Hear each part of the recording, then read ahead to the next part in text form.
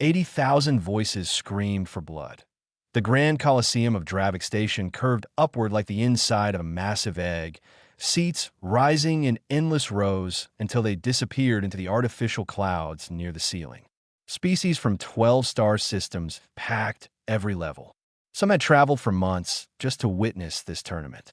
Others had been born on the station and never left, their entire lives shaped by the rhythm of combat seasons. Penny Ward stood at Gate 7, waiting for her name.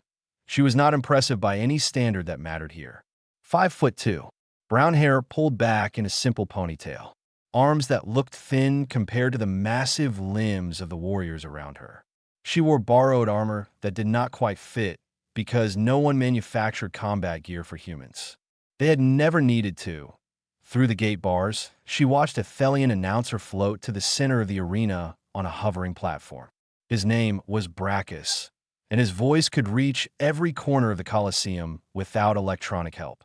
His species had evolved for exactly this purpose. Brachus lived for attention, and right now, every eye watched him. Citizens of the 12 systems, he bellowed, his throat sacs inflating with each word. Welcome to the 407th Dravik Tournament of Champions. The crowd roared. Banners waved. Somewhere in the upper levels, fireworks shaped like dying stars exploded in silence. Brachus read through the list of competitors. Each name brought different reactions. Cheers for the favorites. Respectful silence for the veterans. Nervous murmurs for the unknowns. Then he reached the human entry. Brachus paused. He looked at his datapad. He looked at Gate 7. A smile spread across his wide face. And finally, from the death world called Earth, we have Penny Ward. He said her name like it was a disease. The translation systems across the Colosseum converted his words into 100 languages, and none of them were kind. Penny, Brachus repeated, drawing out the syllables. I am told this is a unit of currency on her world. The smallest unit. The one worth almost nothing. Laughter rippled through the crowd. First the rows closest to the arena floor, then spreading upward like a wave. Tell me, small coin from the death world, what do you hope to buy here today? More laughter. Penny said nothing. She had learned that words meant nothing to people who had already decided not to listen. In a private box high above the arena floor, an elderly Keshan merchant named Dorvin gripped his seat with all four hands. His species showed stress through the color of their neck frills, and right now his were bright orange. She should not have to endure this, he muttered. I will file a complaint. His assistant, a young Keshan named Fora, shook her head. Complaints take months. The match is in minutes. Dorvin had bet everything he owned on Penny Ward. His trading company, his ships, his retirement savings. Everything. Other Keshans thought he had lost his mind. Perhaps he had. But 20 years ago, Dorvin had bet against humans in a different contest, and he had learned something that changed his life. Humans did not know how to quit in the arena. Gate 12 opened with a grinding of ancient metal. The crowd noise shifted from mockery to excitement as a Gorvan warrior stepped into the light 0.9 feet tall. Hide like stone, arms thick as tree trunks. His name was Torek, and he had killed 6 opponents in sanctioned combat. Not defeated, killed. Torek beat his fists against his chest. The sound echoed through the Colosseum like thunder. Now that, Brachus announced, is a proper warrior. Gate 7 opened. Penny walked forward. Her steps were calm. Her breathing was steady. She did not wave to the crowd or beat her chest or make any gesture at all. She simply walked to the center of the arena and stopped. The laughter in the crowd began to fade. Not because they respected her, not because they feared her, but because something was wrong with this picture and they could not figure out what. She was not afraid. Every species in the galaxy showed fear in their own way. Trembling, color changes, scent alterations. The Gorvan could smell fear from across a battlefield. Torek inhaled deeply, searching for the chemical signature of terror. He found nothing. The human female stood before him, small and fragile and completely at peace. Brachus noticed the shift in the crowd's mood. This was not how it was supposed to go. She was supposed to cry or beg, or at least look nervous. That was what the people who paid him expected. That was what would make the betting pools shift in the right direction. Perhaps the small coin does not understand what is about to happen, he said. Perhaps someone should explain that the Gorvin do not show mercy. Penny looked up at the announcer's platform. For a moment, their eyes met. I understand, she said. Her voice was quiet, but the arena microphones carried it to every ear. The starting horn sounded. Torek charged. Penny did not move. The arena fell silent. 900 pounds of muscle and bone hurtled toward Penny at a speed that should have been impossible for something so large. She waited. The crowd held its breath. Some covered their eyes. They had seen Gorvin charges before. They knew what happened to bodies that did not move in time. 0.3 meters. 2 meters. 1 meter. Penny stepped to the side. The IT was not a dramatic dodge. There was no spinning or jumping or flashy movement. She simply was not where Torek expected her to be. His fist, already swinging forward with killing force, passed through empty air. His momentum carried him past her, and before he could stop, he crashed into the arena wall with a sound like breaking thunder. The wall cracked. Torek pushed himself free from the stone and turned around. Dust fell from his shoulders. A small trickle of blood ran from a cut on his forehead. He was more surprised than hurt. No one had ever dodged his opening charge. Not once in 37 matches that he looked at the human. She had not moved from her new position. She was not breathing hard. She was not celebrating. She was watching him, studying him, learning. Torek attacked again. This time, he was more careful. He did not charge blindly. He swung his massive arms in wide arcs, each blow powerful enough to crush metal. Penny moved around them like water flowing around rocks. When his fist came down, she stepped left. When his elbow swept across, she ducked. When he tried to grab her, she slipped through his fingers. The crowd began to murmur. What they were seeing did not make sense. The human was not faster than the Gorvin. She was not stronger. But somehow, she was always exactly where his attacks were not. Then Torek landed a hit. His backhand caught Penny across the ribs and sent her flying. She crashed into the arena floor and rolled 3 times before stopping. The crowd roared with approval. Finally, the natural order was being restored. Penny got up. Medical scanners around the arena detected 3 broken ribs. The information flashed on screens throughout the Coliseum. 3 broken ribs, and the human was standing like nothing had happened. Torek hit her again and again. Each blow should have ended the fight. Each blow sent her tumbling across the stone. And each time, she stood back up. I in the private box. Dorvin leaned forward. Human adrenaline, he whispered to Fora. I read about it. Their bodies can ignore pain when they need to. They can keep fighting when their bones are broken and their blood is spilling. It is the most terrifying thing in the galaxy. Fora watched the screens showing Penny's medical data. Her heart rate was elevated but controlled. Her wounds were already beginning to heal, faster than any species the young Keshan had ever seen. How is that possible? Because Earth tried to kill them for millions of years.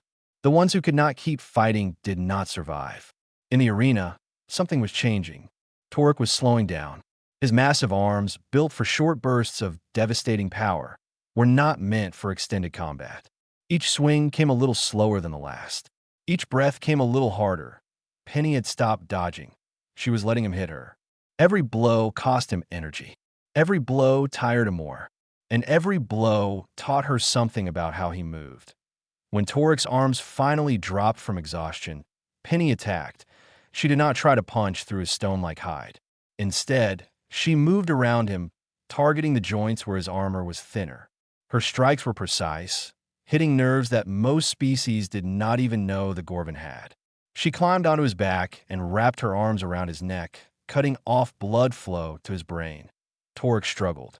He threw himself against the walls. He rolled on the ground. But the human held on with a grip that seemed impossible for her size. After 2 minutes, Torek dropped to his knees. I yield, he gasped. I yield. The arena fell silent again. This time, it was the silence of disbelief. Penny released her hold and stepped back. Torek lay on the ground, breathing hard, defeated but alive. The rules allowed killing. Most warriors took the kill. It meant higher status, bigger rewards, more fear from future opponents. Penny extended her hand. Torek looked at it. In Gorvan culture, accepting help from someone who defeated you was the greatest shame. But there was something in the human's eyes that made him reach up anyway. She helped him stand. Then she bowed. The bow was deep and respectful, the kind warriors gave to teachers and elders. The translation systems explained its meaning to the confused crowd. The human was thanking him for the fight, for the lesson, for being a worthy opponent. Torek stood very still for a long moment. Then he placed his massive fist over his heart. Penny Ward, he said, and her name was not a joke anymore. It was a name spoken with respect that in the announcer's platform, Brackus received a message on his private channel. The words were short and angry. She was supposed to die. Fix this. The Silic enters the next round. Brackus deleted the message. His hand was shaking. The small coin had just become very expensive. Blood dripped onto the metal floor of the small room beneath the arena. Penny sat on a bench that was too large for her, stitching closed a wound on her forearm with steady hands. The medical supplies provided to fighters were basic. Pain blockers, bandages, antiseptic. Nothing that would help her broken ribs heal faster. But she had trained for worse conditions than this. The door opened. Dorvan entered, his neck frills shifting from orange to deep red. They changed the bracket, he said without greeting. Your next opponent is not the Wellani fighter you were supposed to face. Penny did not look up from her stitching. Who is it? A Silic. Her hand stopped moving, just for a moment. Then she continued her work. Silic are banned from tournaments. Their poison glands give them an unfair advantage. The ban was lifted this morning. Emergency ruling by the tournament committee. They claim it was discrimination against a legitimate fighting species. Dorvan's four hands twisted together in distress. The ruling came from people who have been paid very well to make sure you do not survive your second match. Penny tied off the last stitch and finally looked at the old Keshin. Who paid them? A gambling syndicate called the Gray Circle. They control most of the betting across 6 systems. Your victory today cost them millions. If you win again, it will cost them billions. Dorvan sat down heavily on a crate. I should have known. 3 other humans have tried to enter Dravik tournaments over the centuries. All 3 died before their first match. Accidents, they called it. Equipment failures. Sudden illness. But I already had my first match. Yes, they did not expect you to qualify at all. They were not prepared. Now they are. Penny stood and stretched carefully, testing the limits of her injured ribs. The pain was still there, but she could work with it. She had worked with worse. Tell me about the Silic. Dorvan pulled up a holographic display. The creature shown was nightmare fuel. Long and thin, with limbs that bent in too many places. A face that was mostly mouth, filled with teeth that curved backward. And along its arms, barely visible against the dark skin, were the glands that produced the most lethal venom in known space. One scratch, Dorvan said. That is all it takes. The poison attacks the nervous system. Paralysis within seconds. Death within minutes. No species has ever survived a Silic envenomation. No species that you know of. Dorvan stared at her. What do you mean? On Earth, we have animals that produce similar toxins. Snakes, spiders, sea creatures. Humans have been getting bitten and stung for millions of years. Some of us developed partial immunity. Penny studied the hologram, watching how the Silic moved. I'm not saying it will not hurt. I am saying I might survive long enough to keep fighting. Might is not a guarantee. Nothing is a guarantee. That is why we train. The door opened again. A young Keshin slipped inside, nervously checking the corridor behind her before closing it. Fora looked even younger up close, barely past childhood by her species standards. She wore the simple clothes of an arena maintenance worker. I brought the recordings you asked for, she said, handing Penny a data chip. Every Silic fight from the past 50 years. It was not easy to find. Most of them have been erased from public archives. Penny took the chip. Thank you. Why are you helping me? Fora's neck frills flushed pink with embarrassment. I study human history. As a hobby, I know what your people accomplished on your world. How you survived everything your planet threw at you. Predators, diseases, ice ages, each other. She straightened slightly, gaining courage. I think the galaxy does not understand what humans are. I want to help them learn. Penny smiled. It was a rare expression on her face. You might be the first fan I have ever had. Oh, you have more than one now. The footage of your fight is spreading across the network. People are calling you the small coin. They mean it as an insult, but some of us have started using it differently. Forrest smiled back. Small coins add up. After Fora left, Penny inserted the data chip into the room's viewer. Holographic images of Silic fighting techniques filled the air. She watched for hours, studying every movement, every attack pattern, every weakness she could find. There are not many weaknesses. Dorvin fell asleep on the crate. He was old, and this day had been hard on him. Penny covered him with a blanket she found in a storage locker and continued her study. Sometime around midnight, there was a knock at the door. Penny opened it to find Torek standing outside. The Gorvin had been nearly in half to fit through the doorway. You should be resting, he said. Healing. So should you. Torek touched the cut on his forehead. It was already scabbing over. Gorvan heal fast. So do humans. Why are you here? The massive warrior was silent for a long moment. When he spoke, his voice was quieter than she had ever heard it. I have fought for 20 years. I have killed 6 opponents. I have never once been shown respect by someone I defeated. He paused. I have also never seen anyone fight the way you fight. Like every movement has a purpose. Like you're playing a game only you can see. It is not a game. It is survival. Yes, I am beginning to understand that. Torek straightened as much as the low ceiling allowed. I came to tell you that I will walk with you to your next match. The Silic will not attack you before you reach the arena. Not while I am there. Penny looked at him for a long time. Then she nodded. Thank you, Torek. The Gorvin turned to leave, then stopped. One more thing. The name they gave you. Small coin. On my world, we have a saying. Small stones start landslides. He left without another word. Penny returned to her recordings. Dawn was still hours away, and she had much to learn. The Silic named Thesic moved like oil spreading across water. Penny watched him enter the arena from the opposite gate. Every step was smooth and silent. Every joint bent at angles that made her stomach turn. His mouth hung, slightly open, showing the backward curving teeth that prevented prey from pulling free once bitten. Behind her, Torek stood at her gate like a mountain refusing to move. True to his word, he had walked beside her from her quarters to the arena. No one had tried to stop them. No one had been stupid enough to get in a Gorvin's way. Remember, Torek said quietly, he will try to end it fast. Silic do not like long fights. They depend on the kill. Penny nodded. Her eyes never left her opponent. Brachus floated to the center of the arena on his platform. His voice was not as confident as yesterday. Word had spread about the bracket change. Word had spread about a lot of things. The crowd was different today. Smaller in some sections, larger in others. The people who wanted to see her die had shown up early. But so had the people who wanted to see her live. Second round match, Brachus announced. Penny Ward of Earth versus Thesic of Silic Prime. No jokes this time. No muckety. Brachus just wanted this over with. The horn sounded. Thesic did not wait. Before the sound finished echoing, he was across the arena. His speed was beyond anything Penny had seen in the recordings. The videos had been old, she realized. The Silic had gotten faster. His clawed hand slashed toward her face in what looked like a greeting gesture.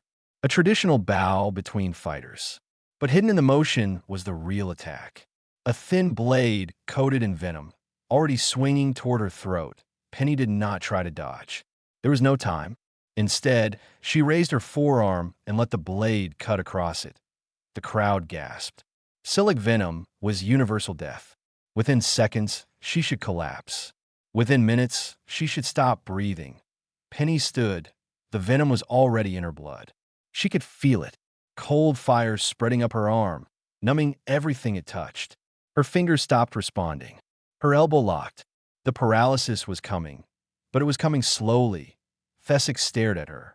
His expressionless face somehow managed to show confusion. You should be dead. My planet has snakes, Penny said through gritted teeth. We have spiders, jellyfish, poison frogs, scorpions, platypuses. She stepped forward, her good arm raised. We have been building immunity to things like you for longer than your species has existed. She attacked. Thesic was fast, but he was not a fighter. He was an assassin. His entire strategy depended on ending combat before it truly began. When Penny closed the distance, when her fist started connecting with his thin body, he did not know how to respond. He cut her again. Across the shoulder, across the leg. Each wound added more venom to her system. Each wound slowed her down a little more. She kept fighting. The recordings had shown her his weakness. Silic relied on flexibility, but that flexibility came at a cost. Their joints were unstable. Force applied at the right angle could dislocate them completely. Penny caught one of his arms as it swept toward her. She twisted. The joint popped. Thesic screamed, a high-pitched sound that hurt her ears. She did not let go. Using techniques passed down through generations of Earth warriors, she forced him to the ground. Her legs wrapped around his body. Her good arm locked around his neck. The same hold she had used on Torek, but tighter. Angrier. "Someone paid you to kill me," she said. Her voice was rough. The venom was affecting her throat now. "Who? I do not know names," Thesic gasped. "Only money. They offered enough money to buy a planet. Then you should have asked for the money first." She tightened her grip. "Yield. Silic, do not yield. Then Silic die." She meant it. Thesic could hear it in her voice. This was not a threat. This was a statement of fact. The human was ready to kill him. The human, with venom coursing through her veins that should have stopped her heart by now, was ready to squeeze until his neck broke. "I yield," he whispered. Penny held on for 3 more seconds. Then she released him and stood. The crowd exploded. Half of them were screaming in outrage. She should be dead. The rules should have disqualified her. Something was wrong. The other half were chanting her name. "Small coin. Small coin. Small coin." Brackus tried to speak, to call for a medical review, to find some reason to disqualify her. But before he could, a section of the arena wall opened. The crowd fell silent that a figure stepped through. Ancient and tall, wrapped in robes that seemed to be made of light itself. Her eyes blinked slowly from a face that had watched civilizations rise and fall. "The Arbiter," someone whispered. The name spread through the crowd like wind through grass. And no one had seen the Arbiter in 50 years. He was a founder, one of the beings who had created the Galactic Gates. He had established the Dravik tournament 4 centuries ago. He never appeared unless something had gone terribly wrong or terribly right. The Arbiter walked to where Penny stood swaying, the venom finally taking its full toll. He looked down at her with eyes older than human history. "Interesting," he said. "You will come with me." Penny collapsed. The Arbiter caught her before she hit the ground. Penny woke in a room made of starlight. The walls were not solid. They were windows, and through them she could see the galaxy spinning slowly in the darkness. Nebulae glowed like distant fires. Stars were born and died in the time it took her to blink. She was somewhere outside normal space, in a place that should not exist. The Arbiter sat across from her on a chair that seemed to grow from the floor itself. "The venom has left your system," he said. His voice was calm, ancient, patient. "Your body purged it faster than any species I have studied. You slept for 9 hours. Most would have slept for weeks." Penny sat up. She was on a bed made of the same strange material as the chair. Her armor was gone, replaced by simple white clothes. Her wounds were healed, not just treated, healed completely. "Where am I?" "My private space. Outside the station. Outside normal time, to some extent." The Arbiter's 4 eyes studied her with curiosity that seemed almost childlike. "I built this place when I built the tournament. A refuge from the noise of civilization. Why am I here? Because I have questions." The Arbiter leaned forward. "In 400 years, I have seen thousands of warriors enter my arena. I have seen courage and cowardice, skill and brutality, honor and treachery. But I have never seen what I saw in you." Penny waited. "The Silic poison should have killed you. Your body chemistry should not have allowed survival. And yet you fought through it. You held your enemy in a grip of iron while your muscles were failing and your heart was slowing." The Arbiter paused. "Ow! I do not know how to explain it," Penny said slowly. "On Earth, we call it willpower. The mind telling the body that it is not allowed to stop yet, that there is still work to do. But the body has limits, physical laws that cannot be broken. Humans are very bad at accepting limits. The Arbiter was silent for a long moment. When he spoke again, his voice was softer. Tell me, Penny Ward of Earth, why do you fight? It was not the question she expected. She had prepared for accusations, for tests of strength or speed, for challenges that would push her body to its limits again. She had not prepared to explain herself. Because fighting is how I understand, she said finally. When I face an opponent, when our bodies move against each other, I learn who they are, what they fear, what they love, what they will sacrifice for. She looked at the Arbiter directly. Combat is a conversation. The most honest conversation two beings can have. Most species fight to dominate, to prove superiority. Some humans do too. The ones who fight for glory or power or hate. Penny shook her head. But that is not why I fight. I fight to connect, to find the moment when two warriors see each other clearly, without lies or masks. Even enemies can share that moment. The Arbiter rose from his chair. He walked to one of the windows and stared out at the spinning galaxy. I created this tournament to prevent war, he said. In the early days of galactic civilization, species solved disputes through mass destruction. Entire planets died. I thought that if I gave them a place to fight, a contained arena where champions could represent their people, perhaps the wars would stop. Did it work? For a while. Then the corruption began. Gambling syndicates, political manipulation. The tournament became another battlefield for greed and power. He turned back to face her. I have watched my creation rot from the inside. I stopped attending because I could not bear to see what it had become. Why did you come today? Because I sensed something different, something I had not felt in centuries. The Arbiter walked toward her. Hope. He stopped in front of her. Up close, she could see that his face was tired. 400 years of watching his dream die had worn him down. The Gray Circle has corrupted my tournament, he said. They have bribed officials, murdered competitors, manipulated results. They believe themselves untouchable. I could expose them now and award you victory by default, but you will not. No, because default victories mean nothing. They do not prove anything. They do not change anyone's mind. He extended his hand, and a holographic image appeared between them. A warrior she had never seen before. Massive, scarred, with eyes that held the same calm focus she saw in her own mirror. This is the champion of champions, the Arbiter said. He has not been defeated in 200 fights. He is called Old Gray, and he has waited his entire life for an opponent worthy of his final battle. Penny looked at the image. Something stirred in her chest. Not fear, recognition. He fights like I do, she said. Yes, combat as communication. Victory through understanding. The Arbiter closed his hand and the image disappeared. I offer you a choice. Accept my judgment and expose the corruption, ending the tournament with your reputation intact. Or fight Old Gray and prove to the galaxy what humans truly are. Penny did not hesitate. I will fight. The Arbiter smiled. It was the first expression she had seen on his ancient face. I thought you might say that. The arena held 80,000 beings. Not one of them made a sound. Penny walked through Gate 7 for the third time. Her borrowed armor had been replaced with something new, something the Arbiter had given her. It fit perfectly, moving with her body like a second skin. Light but strong. The color of Earth's oceans. Across the arena, Gate 12 opened. Old Gray stepped into the light, but he was not what she expected. The hologram had shown a warrior in his prime. The being that walked toward her now was older. His scales had faded to the color of winter clouds. Scars covered his body like a map of battles won. But his eyes were sharp, and his movements held the controlled power of a coiled spring. As he stopped in the center of the arena and waited. Penny walked to meet him. They stood 3 meters apart, studying each other. Neither moved. Neither spoke.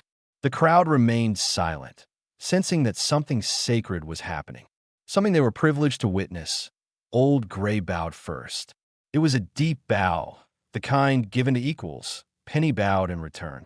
I have waited 200 years for this, Old Gray said. His voice was rough from age, but steady. I began to think I would die without finding what I sought. What did you seek? Someone who understands. He shifted into a fighting stance. Let us have our conversation.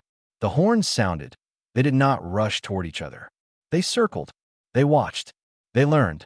Old Gray's first attack was a test, a probing strike to see how she would respond. Penny deflected it, feeling the weight behind it, understanding instantly that raw power would not win this fight.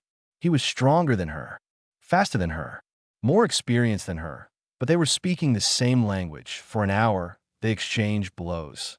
Neither gained an advantage. Every attack was answered. Every defense was challenged. The crowd watched in growing awe as the fight evolved beyond violence into something closer to art. Penny bled. Old Gray bled. Their blood mixed on the arena floor. In the second hour, the patterns deepened. Old Gray began showing her techniques she had never seen, and she realized he was teaching her, testing whether she could learn during combat. She adapted. She improved. She began using his own movements against him. He laughed. It was a sound of pure joy. Yes, he said. You see. You understand. I understand, she agreed. They fought harder. In the third hour, Penny found her opening. Old Gray attacked with a combination he had used to defeat 100 opponents. It was perfect, unstoppable. It had never failed. She stopped it, not by blocking or dodging, but by flowing with it, by becoming part of his movement and redirecting it, by understanding his intent so completely that she could turn his strength into her advantage. Her final strike was gentle, a palm against his chest, just over his heart. It carried almost no force, but it landed clean, and they both knew what it meant. Old Gray stood very still. Then he smiled. Well fought, he said. Well fought, she answered. He took her hand and raised it above her head. The silence broke point. 80,000 voices exploded in sound. Some cheered. Some wept. Some simply screamed because they did not know what else to do. They had witnessed something that would be discussed for centuries. The longest match in tournament history. The first human champion. The end of Old Gray's undefeated streak. But most of all, they had witnessed two warriors who fought not to destroy each other, but to understand each other. The Arbiter descended from his platform. Behind him, security forces were dragging Brackus and several tournament officials away. The Gray Circle's corruption was being exposed in real time, broadcast across 12 systems. Penny Ward of Earth, the Arbiter announced, his voice carrying to every ear. Champion of the 407th Dravik tournament. Penny lowered her raised hand. Her body hurt everywhere. Her lungs burned. Her eyes stung with sweat and blood. She had never felt more alive. Dorvin was crying in his private box, his 4 hands covering his face. Fora was screaming her name. Torek stood at the arena gate, his fist over his heart in salute point. 1 year later, a young human woman walked through Gate 7. Her name was Rose, and her legs were shaking. She had trained for 3 years to reach this moment, but standing in the arena felt different than she had imagined. Bigger, more terrifying. She looked up at the private box reserved for champions. Penny sat there with Old Gray on one side and Torek on the other. Fora was leaning forward eagerly, explaining something about the young fighter's stance. Dorvin watched everything with the calm satisfaction of a gambler who finally knew how the dice would fall. Rose caught Penny's eye. She looked terrified, lost, uncertain. Penny simply nodded. The arena fell silent. But this time, it was not mockery. It was not disbelief. It was anticipation. The galaxy had learned to pay attention when humans fought. Rose straightened her shoulders. She walked to the center of the arena. The conversation was about to begin.